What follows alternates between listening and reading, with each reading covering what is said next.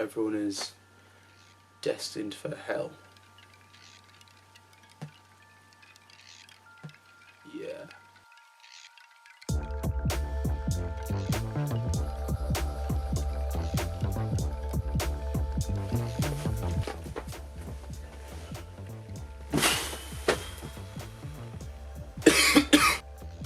Right then,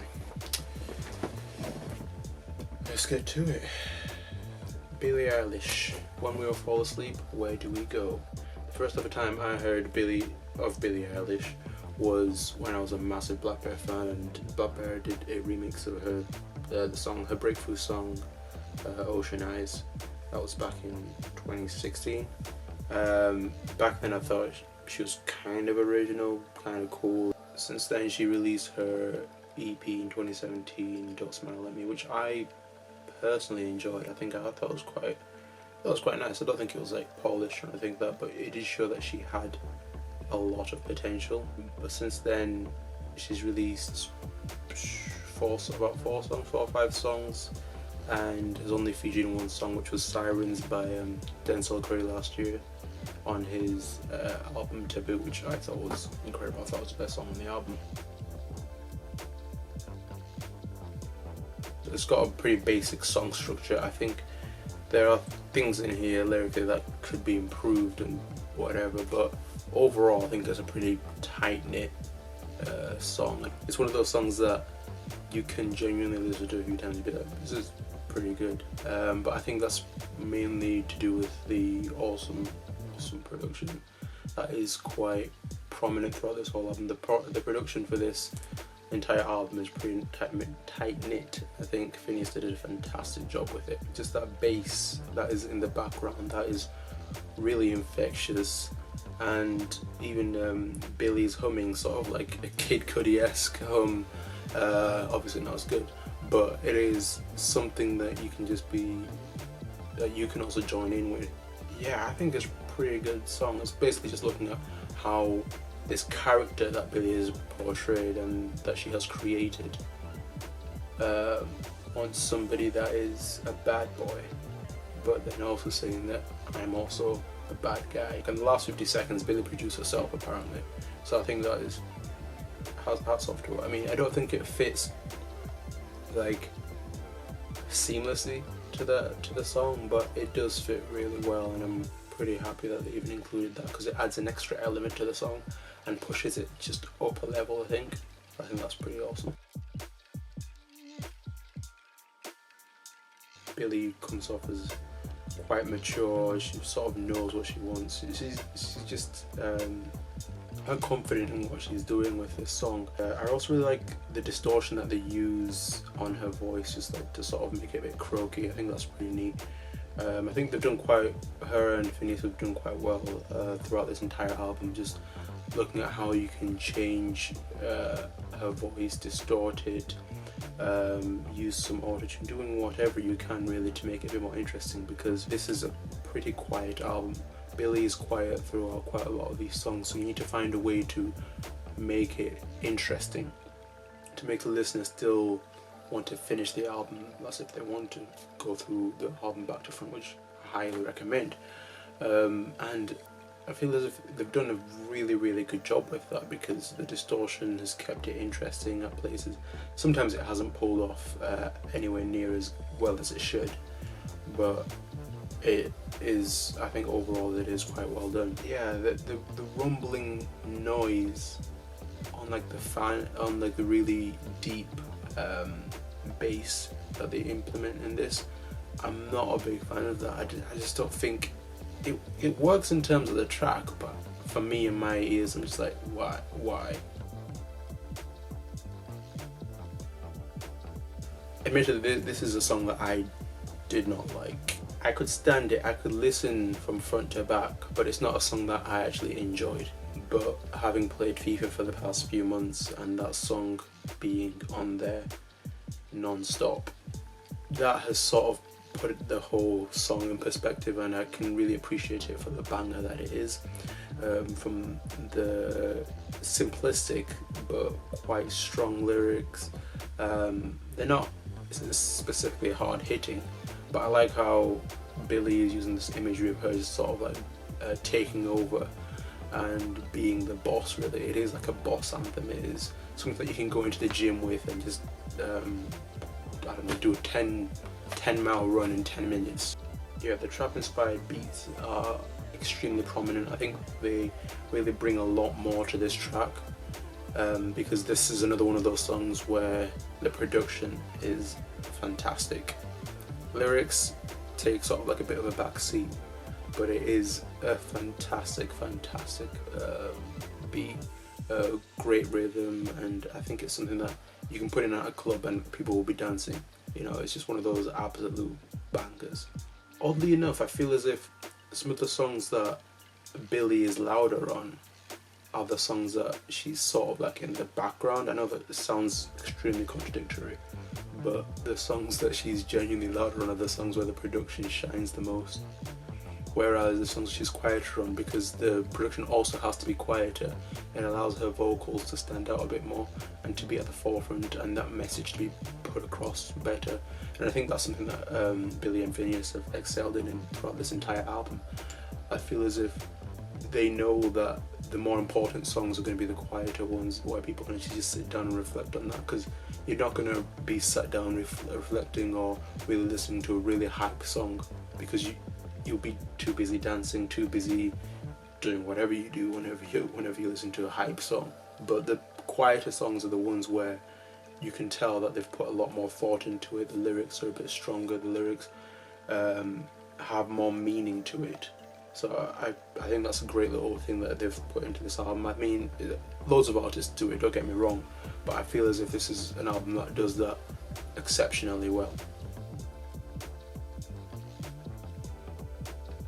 I think there is a genuine meaning, there's a genuine message that does come across in this song, with the song being sung from the perspective of the devil, and Billie is sort of singing about how the whole world is essentially doomed. There is sort of like this quiet noise or this quiet voice going from ear to ear, just sort of telling you that all the good girls go to hell. I think that's a really nice touch, because it is moving from ear to ear and it genuinely feels like you have the devil on your shoulder, telling you what is happening. And well, it's only if you've got earphones on, but I think that's a pretty good feature. I really like it when that does happen in a song. So I feel as if it's good lyrically, and the production is actually quite good, but it's just one of those, yeah, I've listened to it, it's good, let's move on sort of songs, you know? I think this song is pure brilliance. Sorry, but this song is like absolutely brilliant. She does a great job with sort of setting the tone with her voice. It's smooth, it's silky, it just flows throughout the entire song. There's no need for any big fancy changes or any switch ups or anything like that.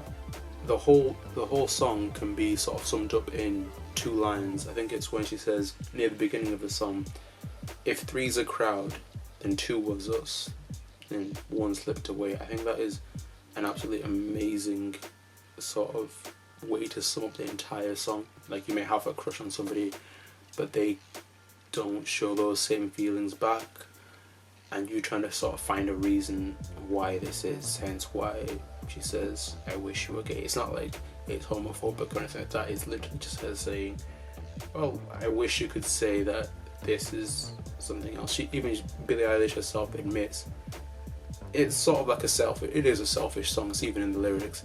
I think the one weakness, or the one thing that does get on my nerves, is later on in the song, in the bridge of the song, where she mentions about the guy not being her sexual, or saying that she wishes that the guy would just tell her that he's not her preferred sexual orientation. That line as a whole is fine. I have no issue with that line lyrically. The issue is how much it seems like she tries to just cram it all into that 1 or 2 bars, and it just really gets on my nerves, because it's just a shame, because I feel like that's a little blip in the entire song where it's not quite right. It's a good song all around, but I just don't feel as if that part really fits in with the rest of the song. I feel as if this is a song that should be heart-wrenching. It's a song that should really hit hard, but it just doesn't. I think that's mainly to do with the production. I think this is one of the only songs on the album where I feel as if the production is good and nothing more. I remember the first time I heard this, it was just one of those songs that you just sort of drift through, you don't really pay much attention to, up until the second verse, the end of the second verse, where it's just like a background vocal saying "call me back." I was immediately convinced that was Bon Iver. As soon as I heard that, I had to restart the song and make sure that he wasn't at any other point, only to realise when I looked up when I looked at the credits that he's nowhere to be seen. It's just the sound effect and the distortion and stuff that they've used, which, to be fair, is really annoying, because I think if you could get Bon Iver on any song, have him on that song, because he's amazing. So it's a song that is popular, but personally it's not a song that sticks with me. It's not a song that I can be like, oh yeah, it resonates with me. But apart from that, I don't think there's really much else to say about this song. It's good. It's good. That's it.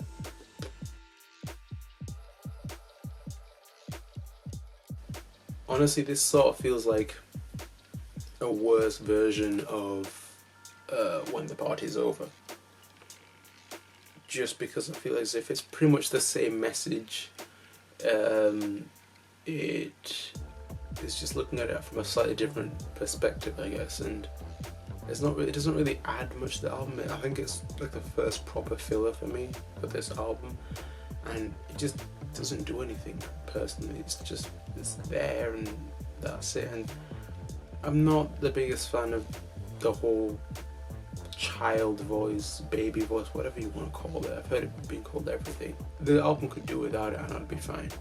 I mean, it'd take me a while to get used to listening to the album without it, but I'd be fine with it gone. I like the whole sampling and sort of taking out of shows or wherever you can. Like this takes some snippets from, I believe it's an episode from The Office, the US version, and yeah, I wish I could say more about that, but I haven't seen the show or the episodes, so I can't really delve deeper into the lyrics and say, oh, this is what the sort of meaning and stuff like that. It's a song that, it's a nice song. I appreciate it. It's looking at how you can sort of find somebody attractive, and it might just be your own little quirky thing that you like about them, and looking at it like that. But it's not a song that is something that is extremely memorable. I think the most memorable thing about this is the samples and the beat. The beat is quite good. I mean, it's not the most extravagant beat you'll ever find in the world. So it's a good love song, I guess. It's a good song that looks at why you like somebody. Doesn't delve deep into it, but it does look at a surface level why you might like somebody. A song that is sort of becoming a bit dull just because of the media saturation and stuff, and it's nowhere near as saturated as Billie Eilish was throughout the whole promotion of this album, because she was literally everywhere. I couldn't go onto YouTube without seeing at least 3 videos promoting her, doing an interview or something about her, and it was somewhat annoying. But then you look at the success that the album has had and you're like, fair enough, it worked. It's a great beat, great song, but I haven't managed to fully connect with it. It's a song named after the game Milo Milo, which is apparently a 2010 puzzle game where you have to get the 2 characters to meet each other again, which is the theme and the message of the song, about sort of meeting up with the person that you love, the person that you like again, and just reconnecting and rekindling the fire, whatever you want to say. As long as it's a relationship that you may have been separated if you can get back together, and Isla Milo is sort of describing that sort of relationship. Isla Milo is not a song that does too much for me. It's a song that, it's there, I can appreciate it, I can listen to it, but it's not, you know, it's not something that I can be like, wow, this is amazing, or even this is a really, really solid track. It's just, it's there. It's another filler for me. The song is essentially just talking about how her lover, Billie's lover, sort of let her down, and she wants him to save her from herself, essentially, and she goes up to a rooftop looking down at the world that essentially let her down, and is considering suicide. This is a song that will really, really hit close to home. It's a song that I think quite a few people will be able to relate to. Yeah, the first time I listened to this, it sort of just like stopped me in my tracks, just because of, I wasn't really expecting this. I don't know what her mental state is, so I don't know, maybe she has come to the point in her life where she has felt at this stage, or maybe it's just her sort of showing the emotion of somebody else that she knew that has, or somebody else that she knows that may be going through some tough times. It's never explicitly mentioned whether she did choose to jump or whether Carter chose to stay and try to live her life. The ambulance or police sirens in the background sort of get louder and louder, and depending on what you believe it is, depends on really the outcome of what this character's choice was. Obviously this is an extremely sensitive topic, and if you or anybody that has struggled or is struggling with this, if you know somebody that's struggling with this, please contact any of the charities and people that I've put in the description below, because I think this is a very, very important topic. It's something that we need to be talking about a lot more. Yeah, please just use those descriptions, because I know how hard being in that place can be.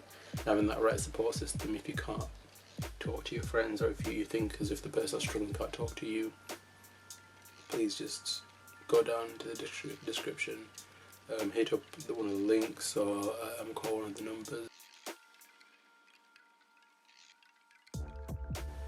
Now this is a song that, from the moment I first heard the first few chords, I thought this was sort of like an ode and a tribute to X, before the first lyric is even said, just because of the rhythm of the ballad that is present. It reminds me of one of the songs in X's last record, Question Mark.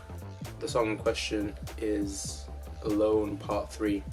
I think the guitar strums and the chords and everything and the riff, it sounds very similar. I mean, yes, there is the obvious differences in them, but I thought that was just sort of like a little nod to her and X's relationship. There's quite a few lines in this song talking about sort of like lying to yourself and continuing to lie, or putting a smile on your face even when you're close to dying. So there's all these things of sort of putting up a facade for the other person and just trying to make them happy when you know that you'll both be better off when you're not together. I think it's a pretty good ballad. It's like a typical last song of an album, I guess. I mean, typically pop songs, you'd sort of expect it to end in something like this, either a ballad or like a grand finale, and nothing else really, so it's pretty standard. It is just the reverse of all the songs. Some of the biggest lines and most important lines from songs that are in this album, from back to front, and to me anyway, it symbolises going back to the beginning and trying to restart everything again, whether that is talking about relationships or your own struggles and stuff. You've sort of got to take a step back and try again, try a different route. I feel as if it's also talking about constantly being in the same cycle and not being able to get out of that cycle. I also think that the last three songs from this album sort of make a sentence. Those three songs are Before I Go, I Love You, and Goodbye. If that doesn't tell you that it's the end of a relationship, I don't know what will, because that is something that's usually something that you say when something is ending, whether that is somebody's life, whether that is somebody's or whether that's your relationship with somebody, your friendship, whatever it is. But that is usually that is typically the last few words you would say to somebody. So I think in that case, I feel as if this is just a good conclusion to the entire album. It's clean. It feels fully polished. Billie is amazing with her vocals, although quiet. Everything she says in those quiet songs is amazing. Her delivery is fantastic. You can tell that she's matured a lot more since Don't Smile at Me, and also you can see that they have there was an obvious plan, there was an obvious outlay, whereas with the Don't Smile at Me EP, although yes it's an EP, there's not really going to be a proper structure to it. It did feel a bit everywhere. Yes, there were some things that linked to this song and this song, but this feels wholly like, okay, yeah, this is our concept, this is what we're going to do, and they have a definite sound that they went for. But yeah, I am really looking forward to whatever they come up with next. I want to know where they go, since Billie sings a lot of love songs and stuff about emotions, so where do you go from here? Do you continue with that theme? Do you try something completely different? And I think I'd like to see a few features, because when I listen to her being featured with somebody, I feel as if it does add a bit of something else, and I don't know whether Billie has the capacity and the ability to really have a balancing act with somebody else, so that is yet to be seen.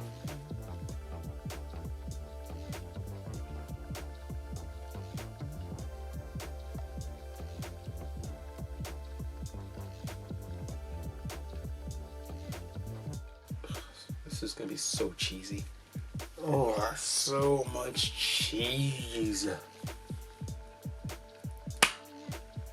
Let's go. You know what to do. The whole like, share, subscribe thing, do that, because like I kind of got a few hopes for this, so we'll see where it goes, and peace.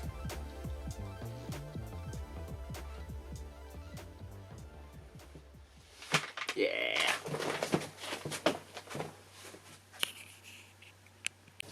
Don't do drugs, kids.